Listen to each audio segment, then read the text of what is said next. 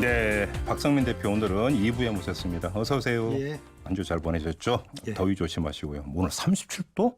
엄청나게 덥다고 예. 하는데 관리 잘하시기 바랍니다. 자, 오늘 이 이야기부터 좀 시작을 해야 될 것 같은데 바른미래당이 제가 볼 땐 또라고 하는 표현보다는 여전이라고 하는 표현이 더 맞지 않을까 싶은데 여전히 시끄러운 것 같습니다. 주대환 전 혁신위원장이 어제 기자회견을 열었어요. 그러면서 그 배후 조종하고 있는 게 유승민 전 대표다. 이렇게 콕 집어서 비판을 했고 반면에 비당권파 혁신위원들은 주대환 전 위원장과 나눈 대화 녹취 파일을 또 언론에 공개를 했습니다. 계속 맞대결을 하고 있는 건데 이게 지금 내일부터 예정돼 있는 공개 검증 때문이다. 이런 이야기도 좀 나오고 있던데 이게 무슨 이야기입니까?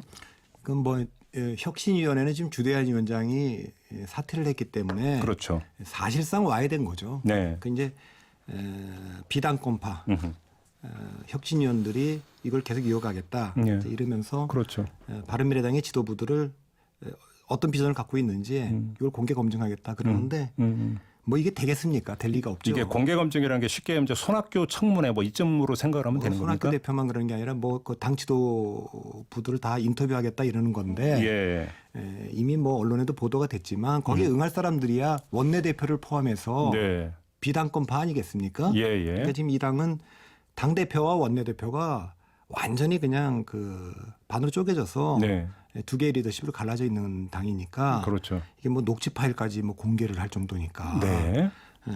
이건 정말 국민들 보기에도 이거 뭐 뭐라고 표현하기도 어려워요.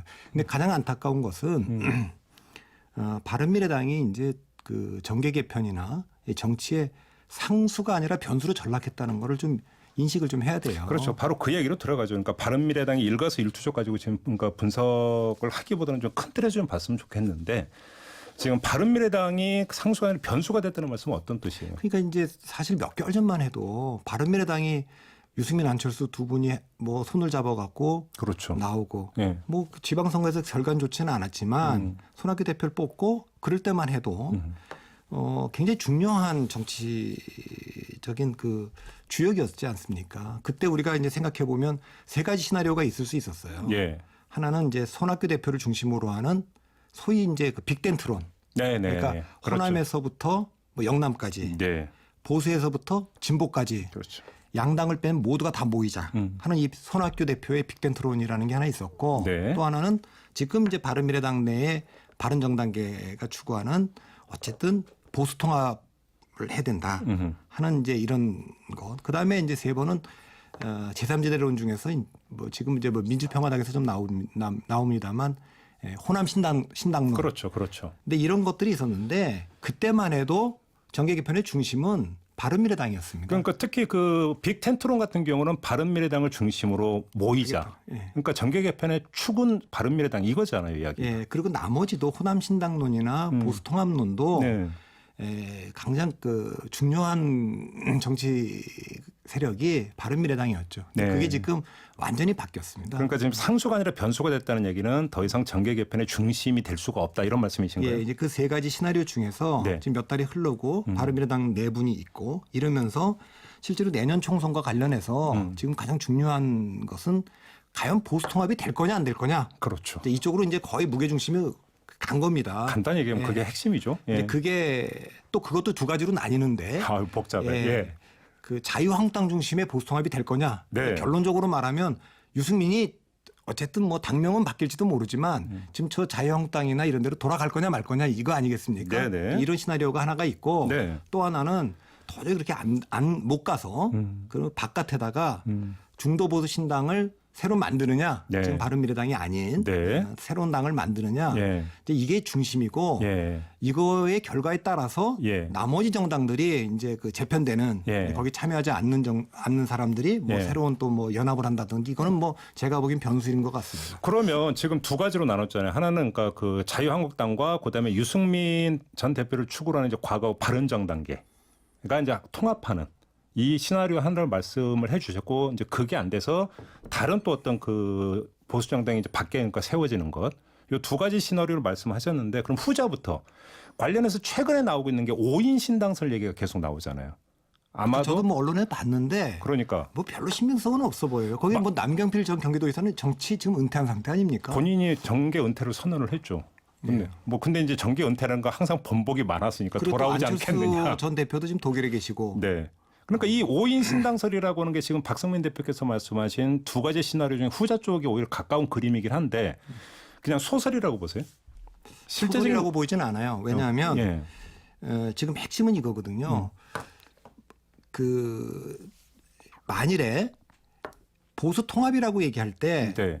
나머지 지금 바른미래당에 있는 국회의원들이 자유한국당으로 돌아가면 그건 복당이죠, 그냥. 그렇죠. 복당이죠. 근데 유승민이 돌아가면 저는 그건 보수 통합이라고 볼 수 있다고 봅니다. 그걸 다시 바른미래당 입장에서 보면 예. 다른 분들이 돌아가는 건 탈당이지만 유승민 의원이 나가는 건 분당이라고 봐야 돼요. 왜냐하면 그만큼 이거는 유승민 전 대표가 갖고 있는 정치 위상이 크다. 왜냐하면 보수 그 안에서. 정당은 안철수, 유승민 두 명이 합쳐서 만든 게 바른미래당이니까 네. 그 상징성 있는 그 유승민 의원이 나가면 바른미래당 입장에서는 분당이 되는 것이고 그렇죠. 저쪽에서는 복당이 되는 겁니다. 네. 자, 그런데 예. 지금 자유한국당의 상황을 보시면 자유한국당은 사실 탄핵을 적극적으로 부정하는 분들 네. 또 소극적으로 부정하는 분들 소극적으로 인정하는 분들이 줄을 이루고 있는 당이에요. 그렇죠. 그러니까 적극적으로 인정하는 분들 여기는 뭐 김무성이나 아까 남경필이나 유승민 이런 분들 탄핵을 주도한 분들 네. 그분들이 설 공간이 거의 없어요. 그렇죠. 예, 그렇기 때문에 그때도 당을 나왔다가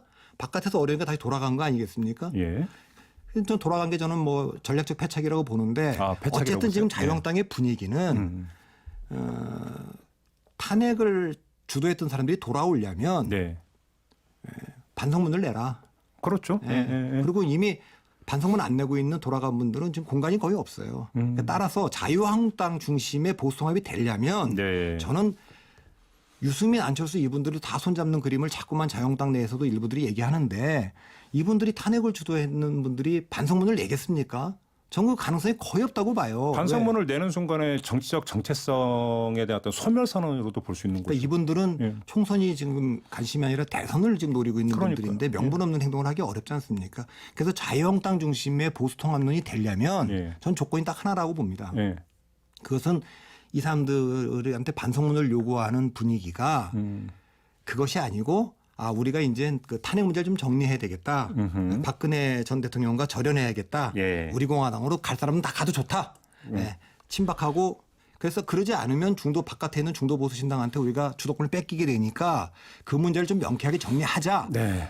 이게 아마 최소한의 명분일 겁니다. 그렇죠. 통합이 되는. 그렇죠. 이제 그렇게 된다면 혹 가능성이 좀 있을지 모르고 이렇게 된다면 민주당이 가장 경계해야 될 그 구도가 잡히는 거라고 좀 보거든요. 근데 이제 그럴 현실 가능성 그렇게 높게는 안 보시는 것 같네요, 박 대표님은. 저는 사실 그게 지금까지 한교안 대표나 그 당의 분위기를 봤을 때 그 분위기가 없지는 않아요. 그러니까 네. 자유한국당 내의 분위기는 두 가지인데 첫째 한교안 대표 체제가 붕괴하는 걸 원치 않는다. 왜? 한교안 대표 체제가 붕괴하면 일단 공천들이 다 불확실해지니까 이게 이제 첫 번째인 것 같고 거기다 대안도 없고. 두 번째는 그렇지만 이걸로는 지금 이기기 어려우니 자유한국당 중심의 보수통합이 좀 돼야 되겠다. 이게 두 가지인데 두 가지를 만족시키려면 아까는 말했지만 탄핵과 박근혜 대통령에 대한 입장 정리가 분명하게 돼야 됩니다. 네. 그러니까 지금 같은 상태는 잘 안 된다. 그래서 가능성은 이렇게 저는 높이 보지는 않습니다. 그러면 오히려 바깥에 탄핵을 적극적으로 주도했던 분들이 이참에 개혁보수와 수구보수 뭐라고 불러도 좋습니다만 하여튼 갈라서자. 네. 예, 그리고 수도권에서는 지금 뭐 지금 자유한국당이 주장하는 대로 하면 중도 보수의 표를 얻을 수가 없다. 예, 차제에 그냥 정의당도 어차피 지금 뭐 민주당과 후보 단일화 안 하겠다고 하니까 그 이른바 사자 필승론이죠. 예, 한번 제대로 한번 붙어보자. 야, 언제적 사자 필승. 그 96년도 그거는 뭐 이제 87년도에 처음 나온 얘기지만 대통령 선거 때 96년도 총선 때도 신사당 체제가 만들어지지 않았습니까? 맞아요. 아주 그 총선이 격렬했죠. 그때 뭐 신한국당, 자민련, 국민회의, 민주당 그렇죠. 이렇게 했는데 그런 식으로 한번 해보자. 이렇게 될 수도 있고 그런 흐름이 있을 수 있다. 그럼 자유한국당 밖에서 만약에 그런 흐름이 만약에 실제로 있다면 그리고 만약에 더 세진다면 5인 신당 현재로서 5인 신당설이잖아요. 5인 신당설의 그 모습 비슷하게 나올 가능성도 완전히 배제하기는 힘든 거 아닌가요? 그거 이제 뭐 아까도 말했지만 뭐 정계 은퇴 선언한 분도 있으니까 이건 좀 그냥 아마 소설 같은 얘기 같은데 적어도 이 당이 나온다면 또 이런 조건은 저거 만족해야 될 것 같아요. 첫째. 이 당은 당연히 뭐 탄핵에 찬성을 한 분들이니까 박근혜 전 대통령과는 절연하는 분들이고 또 하나의 조건이 중요한데 대통령 후보가 될 가능성과 예. 대통령이 될 가능성이 합의 100인 정당. 그건 무슨 말이냐면 예. 어느 사람이 정당을 만들어 예컨대 안철수라는 분이 정당을 만들어서 독자 정당을 만들어서 자기가 대통령 될 확률이 90%가 되는 정당을 만들었다. 그러면 거기서 후보가 돼도 예. 대통령 될 가능성은 10%밖에 저는 안 된다고 봅니다. 오. 그건 뭐 국민적 지지를 얻어낼 수가 없으니까. 네네. 반대로 예. 안철수란 분이 후보가 될 가능성이 10%밖에 안 된다. 네.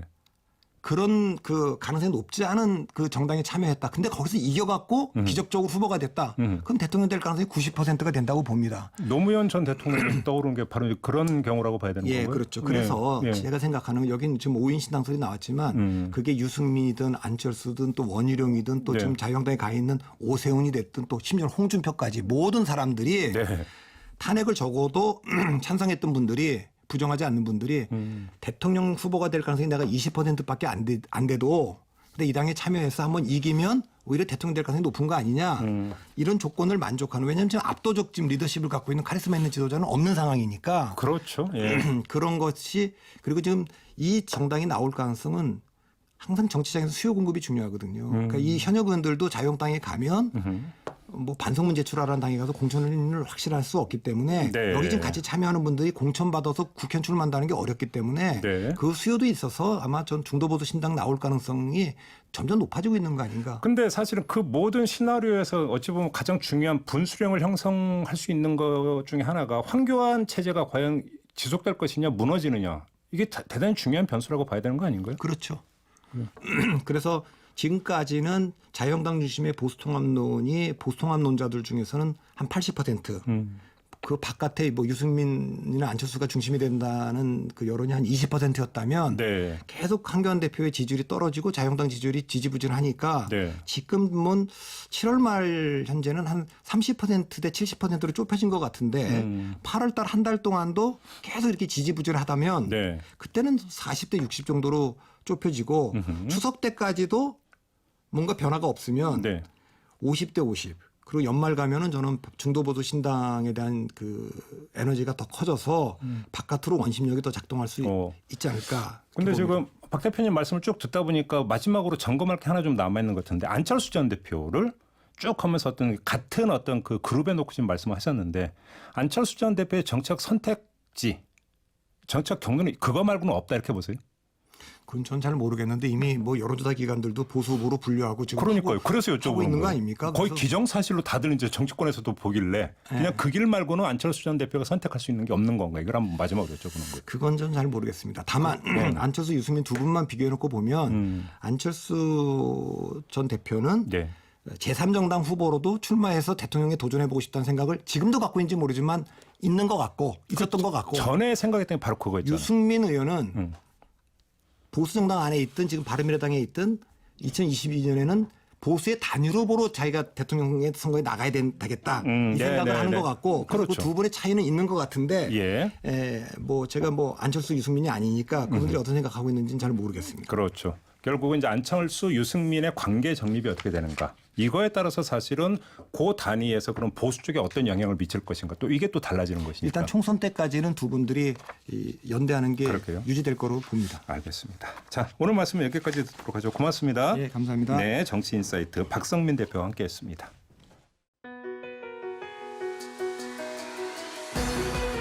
이슈의 핵심을 꿰뚫는 예리한 시선, 믿고 듣는 진품 시사 김종배 시선 집중.